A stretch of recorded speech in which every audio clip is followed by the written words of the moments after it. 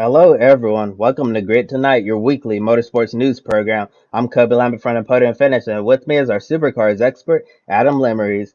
Please feel free to comment in the chat room below and ask any questions. And we're going to start tonight's show on a somber note.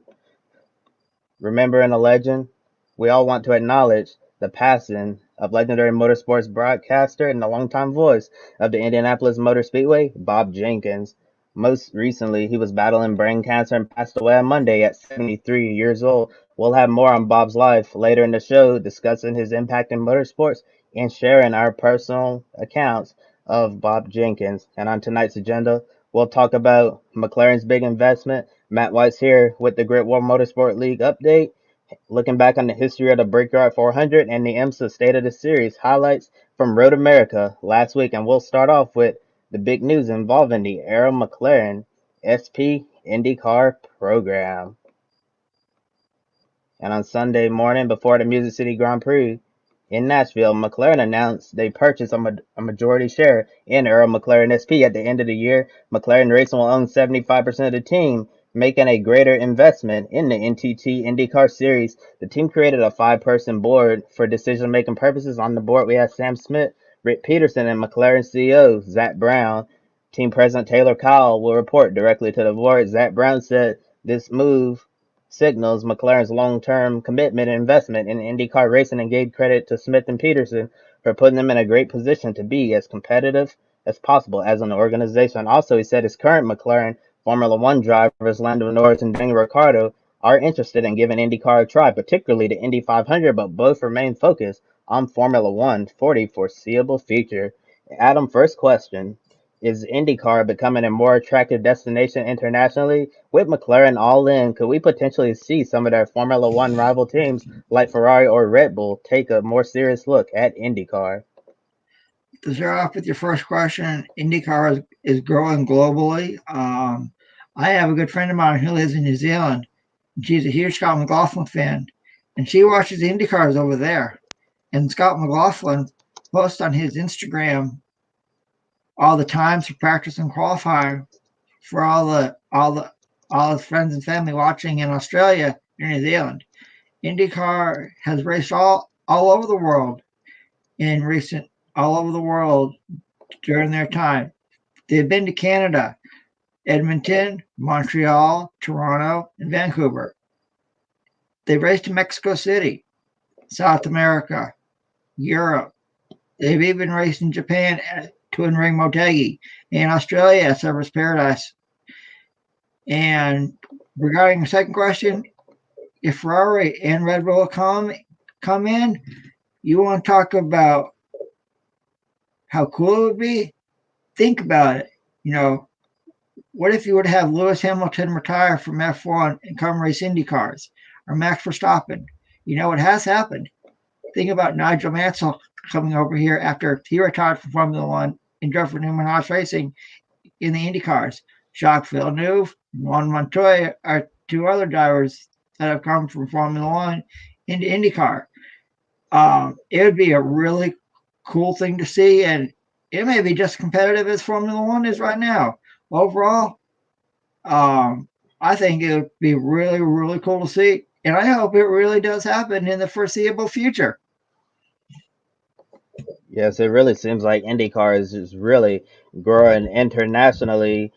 And Racer.com reported that Formula 2 driver Marcus Armstrong was at Nashville last weekend for the Music City Grand Prix. So maybe with Marcus Armstrong's potential path to Formula One becoming clouded, maybe IndyCar could become a destination for him. And actually, one of Marcus Armstrong's competitor, another FIA Formula 2 driver, is going to be making his IndyCar debut this weekend at the IMS road course. We'll talk a little bit about that driver later on in the program. Also, Racer.com reporting Alex Albon, the ex-Formula One Red Bull racing driver, is expected to be on site at the Indianapolis Motor Speedway this weekend for the NTT IndyCar Series road course race. So definitely IndyCar is growing nationally. We're starting to see more people pay attention to the series. More drivers from other championships who might not have been interested in IndyCar in the past are finally starting to take notice, and all of the fears we saw about drivers from Europe and ovals, it seemed like those fears are starting to disappear, especially with the enhanced safety features, especially with the Red Bull Aero screen protecting the drivers, offering more protection, and racing in IndyCar has been safe as it's ever been. And I really think that we could be on the brink of a golden era in IndyCar racing. And during the press conference, McLaren also answered some questions many had about their 2022 driver lineup, with Pato O'Ward having a spectacular season. Nobody expected to see him go to another team. However, there have been questions about his teammate Felix Rosenqvist and his performance.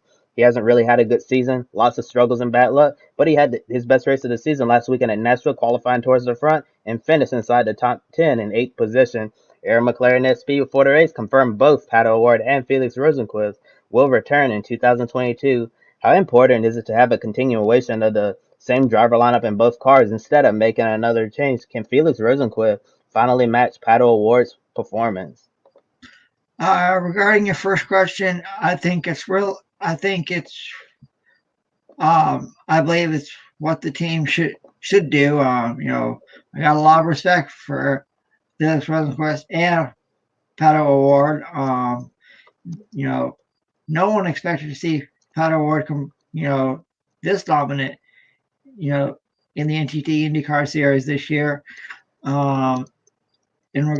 So I think it's really cool to see. And regarding your second part of the question, I think the team should, it's going to be interesting to see how Arrow McLaren is down the in the future in IndyCar. I expect both Felix and Pato to have more wins and contend for championships down the road. And eventually McLaren plans to expand to 3 full-time entries. This is most likely going to happen in the 2023 IndyCar season, but they would be able to put something together in 2022 if they can find the right driver sponsorship pair. As we all know, it pays to play in motorsports. Speaking hypothetically, if McLaren decides to add a third IndyCar full-time next year to the lineup, what type of driver do you think they should pursue? I think they should have a driver that has a lot of experience in the IndyCar Series, driver that is well known, someone that would be really good with the fans, and also someone that could compete for race wins and championships. Rookie driver, potentially, but if I were me, I would have a veteran driver in the third seat at Arrow McLaren. And it's funny you mentioned veteran drivers, Adam, because that's exactly what I was thinking myself. And one veteran driver who's most likely going to be on the market is the current driver of the number 28 Honda, Ryan Hunter-Reay. I think Ryan Hunter-Reay still has a lot left on the tank in terms of IndyCar racing. And I think that his veteran presence, being a champion of the IndyCar Series and an Indianapolis 500 race champion, I think he would bring a lot of experience to a young Arrow McLaren SP lineup. As I've said many times before on these programs, I think Pato O'Ward is going to be a future superstar in the IndyCar Series, and I still think Felix Rosenqvist has a lot of potential to win many races and compete for championships as well. And with 2 drivers with lesser experience, I think adding a veteran like Ryan Hunter-Reay would be really good for this organization. And thinking about a potential sexy pick, I guess that's what I'll call it. How about if they were able to buy out Alexander Rossi's contract and get him in the Arrow McLaren SP stable? I think that would be a more sexy pick for the team. It's going to be interesting to see what happens with Alexander Rossi's future in IndyCar moving forward, because Andretti Autosport, as we mentioned, they've had an up and down season for really the past 2 years. And that same Alexander Rossi we saw 2 years ago, that was very competitive, always in the mix. We haven't really seen that for a couple of years, and I'm wondering if a change of scenery would be good for the driver at the number 27 Napa Honda at Andretti Autosport. Here's some IMSA news. After receiving blessing from Dale Earnhardt Jr., Jordan Taylor will be representing the late great Dale Earnhardt at the 24 Hours of Le Mans in August.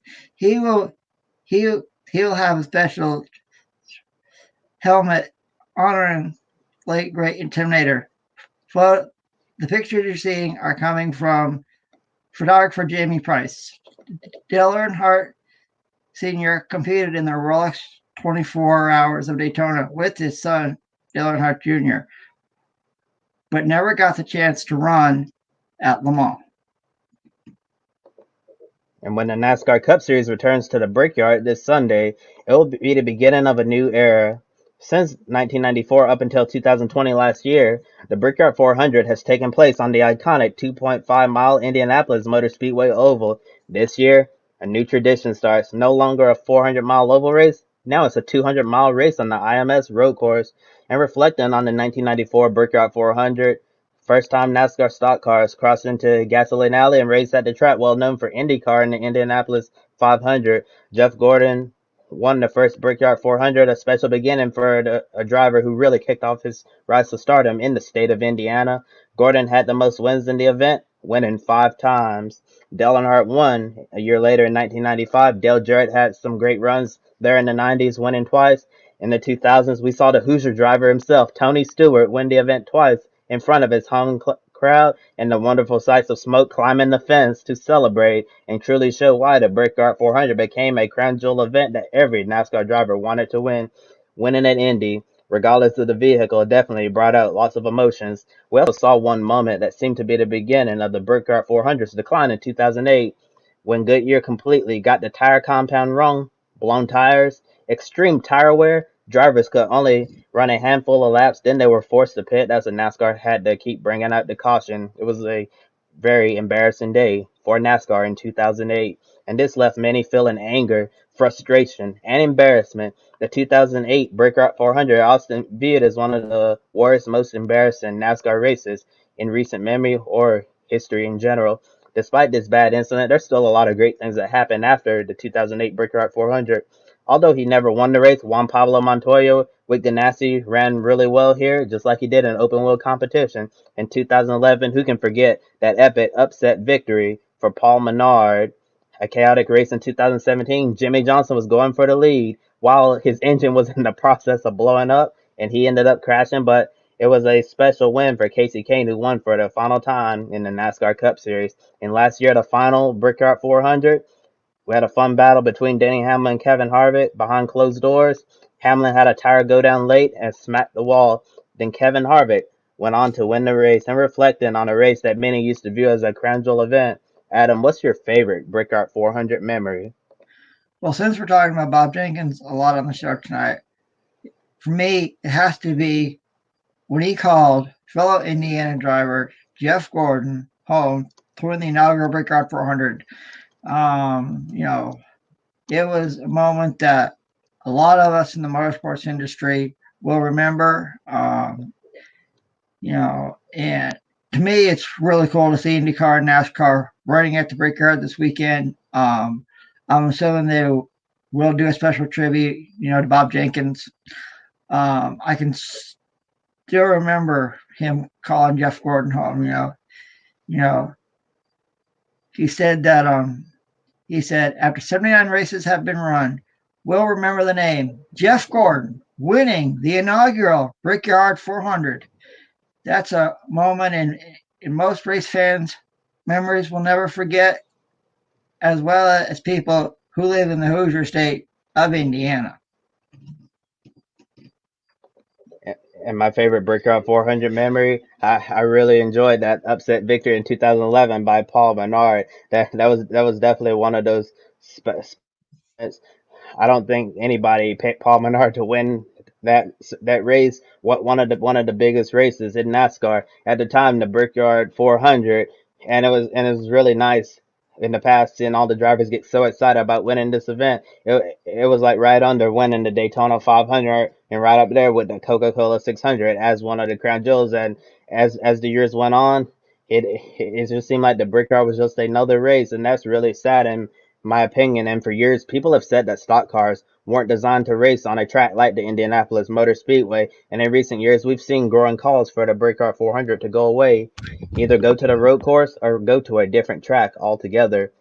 This year, those against the race finally got their long-awaited wish with the road course race. And surprisingly, after all the calls in recent years to end the Brickyard 400, we've actually seen people come out and say that they are very upset that NASCAR has left the oval. And here's a comment from NASCAR Cup Series driver Christopher Bell, Motorsports journalist Brett Winningham right there providing a quote when Bell appeared on SiriusXM NASCAR. Bell says, I quote, I definitely do not think of it as the Brickyard 400. Whenever you go to Indianapolis and you're accustomed to running the oval, that's the Brickyard. This is, kinda, just turned into another road course in my eyes. So those are definitely some strong words there from the Joe Gibbs Racing driver. And other Cup drivers such as Austin Dillon, Eric Almirola, and Kyle Busch are a little upset over NASCAR leaving the oval. And last year's Xfinity race on the road course definitely put on a show with a fun battle for the win between Chase Briscoe, Austin Cindric, and AJ Allmendinger. But the Brickyard 400 is no more,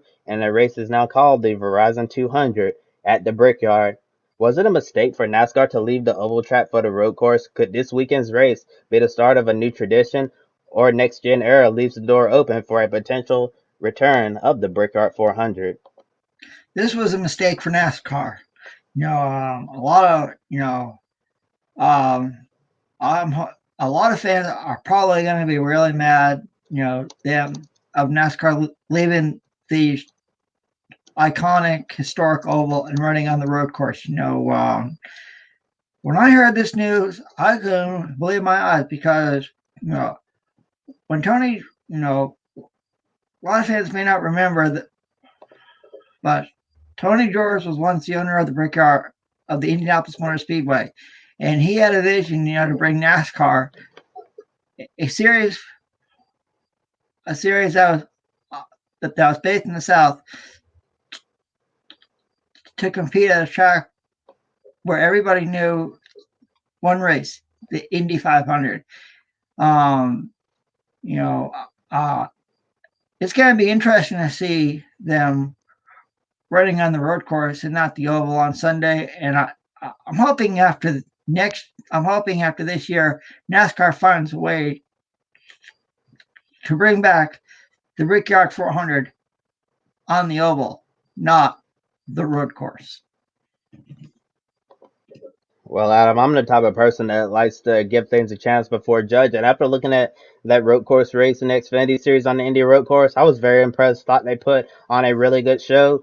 And since the Cup Series is going to be a similar high downforce, not high downforce, high horsepower, low downforce package, I'm expecting the Cup cars to put on a great show as well on the Indy road course. Yeah, so I'm just going to give it a chance. But I do agree. I think it's sad that this crown jewel event has gone away to Brickyard 400, but NASCAR hasn't said that it's gone away permanently and that it's never coming back. So for all of you people out there who although the racing hasn't necessarily been the greatest at all times for stock cars at Indy, maybe someday we could see the Brickyard 400 return to NASCAR, and I propose race at Indianapolis twice, maybe early on in the season when the Indy cars are there in May, run the road course there with Indy cars, and then come back this time of year, run the oval. Maybe we could see both.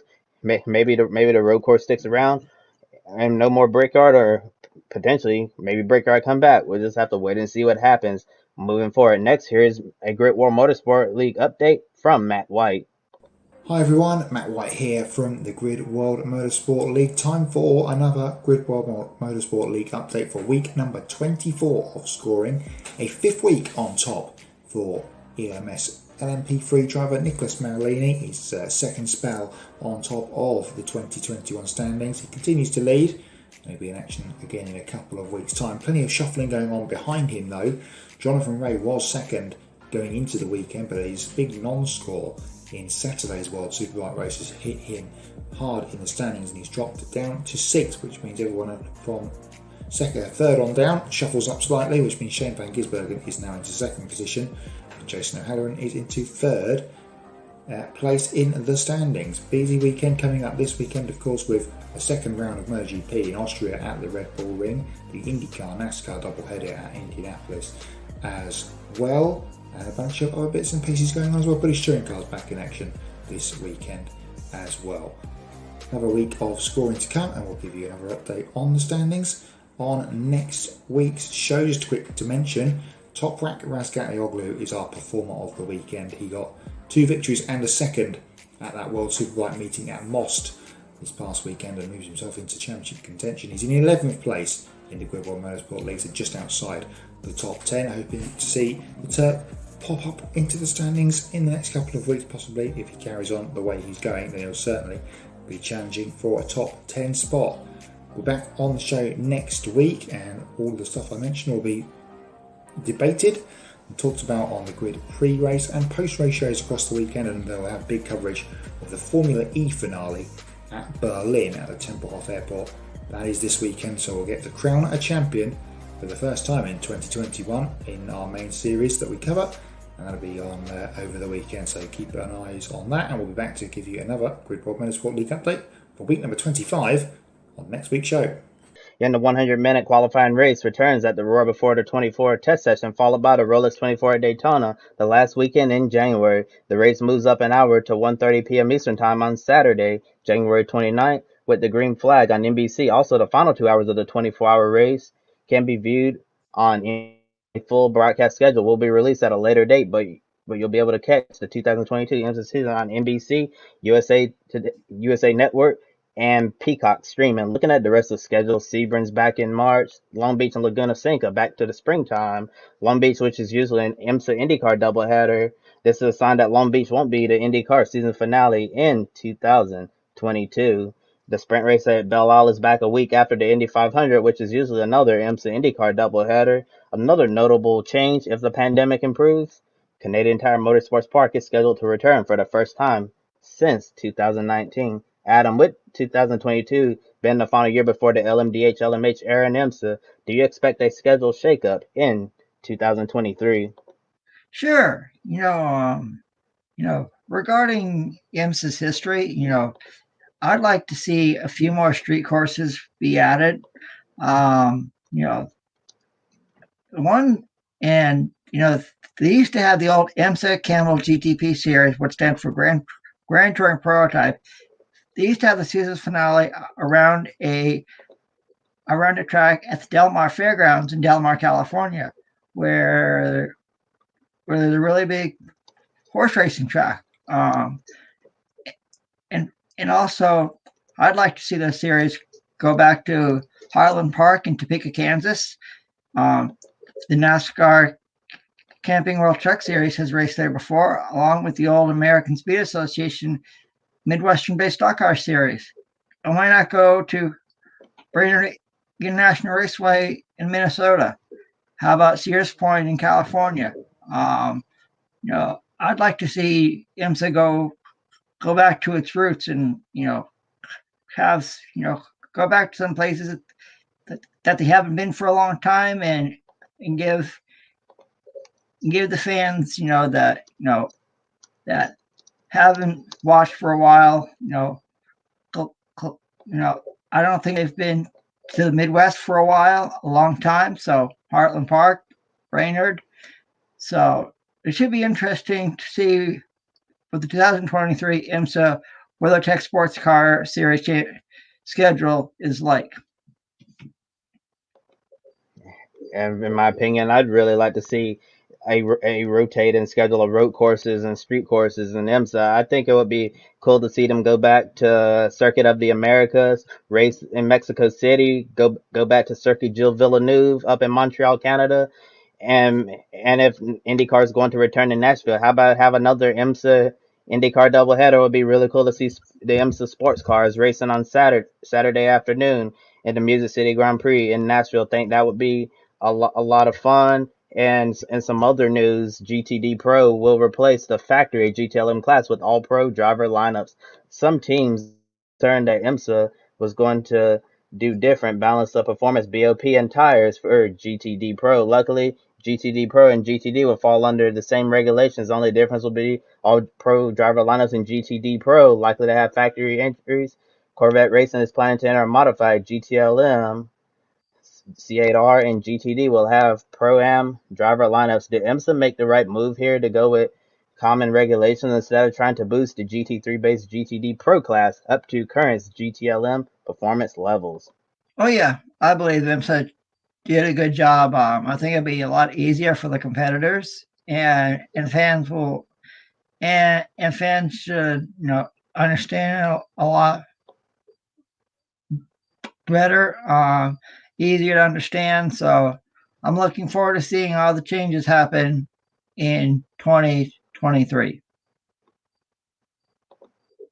I definitely think IMSA made a great move to keep the regulations the same, but the only difference are the driver lineups. Nobody wants racing to get more expensive, and that's when you have car counts go down, and that's what's happening over here in the States with GTLM and overseas in the World Endurance Championship with GTE Pro. So you definitely want to try to keep costs down as much as you can, and I think this will be fun watching the pro in the pro am lineups go against each other, and I'm sure if a pro am car beats a pro car, there's going to be a lot of bragging rights in the IMSA paddock. March report from Racer.com reports that IMSA is considering hosting an exhibition race in late 2022 to give us a sneak peek of the LMDH prototype set to make their competition debut in the 2023 Rolex 24 at Daytona. IMSA President John Doonan told Racer Magazine this potential race featuring the Arrow prototypes early will give the teams a chance to be better prepared for their competition debut. The confirmed 2023 LMDH programs are expected to be on the track tested next year by the end of the spring. Is an exhibition race in late 2022 a good idea, or should it just wait till 2023 for the official debut at Daytona?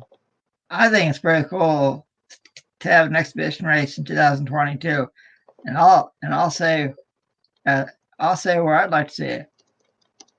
One, we just talked about it. How about Circuit of the Americas in Austin, Texas? I think it'd be really cool to see, and I believe an exhibition race would be really cool for the fans. To see what it's going to look like come 2023. Yeah, I think an exhibition race would certainly be a lot of fun, especially for all of us. So we wouldn't have to wait till January 2023. We'd be able to see the LMDH cars early, and also would give the teams a chance to work out any kinks in the car, anything that's not working right. So when they hit the Rolex 24 January 2023, they'll be ready to go because a lot of the LMH prototypes, if they enter the Rolex 24, they're gonna have a couple of years of experience in racing competition already, so the LMDH teams definitely don't want to be behind when it comes to their competitors who may enter in LMH cars. And we mentioned his IndyCar test in the most recent episode of Grid Tonight, but now it's official that Formula 2 driver Christian Lundgaard will make his IndyCar debut this weekend on the IMS road course. He'll drive the number 45 Honda for Rahal Letterman Lanigan Racing.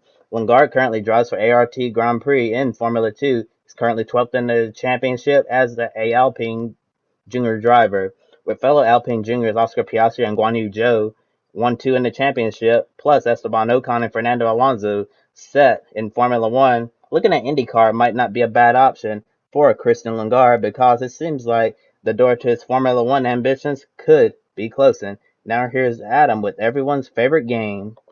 Thank you. Now it's time for our Pick a Winner segment. And we take a look at the leaderboard. Joe is first.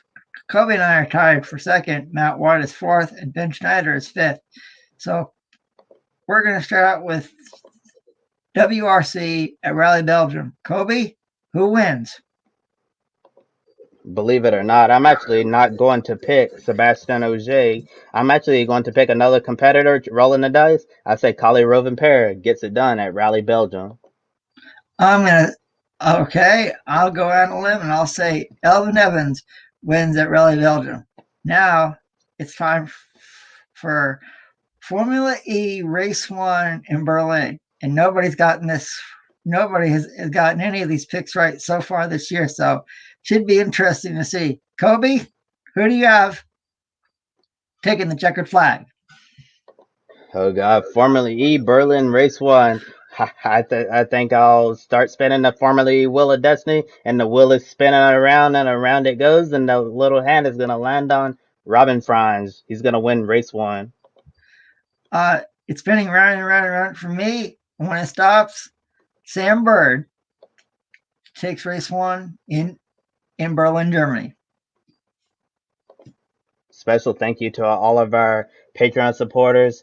Colin, Mark, Deschelle, we couldn't build this wonderful program without your incredible support. Also, be sure to check out Pobless. Get your furry friend a special gift. Public.com, our newest sponsor. Use our referral code in the video description below to get $5 and start investing in the stock market today. And we're going to end our program today reflecting on the life of Bob Jenkins, a legend, an absolute legend on Mount Rushmore of motorsports broadcasting.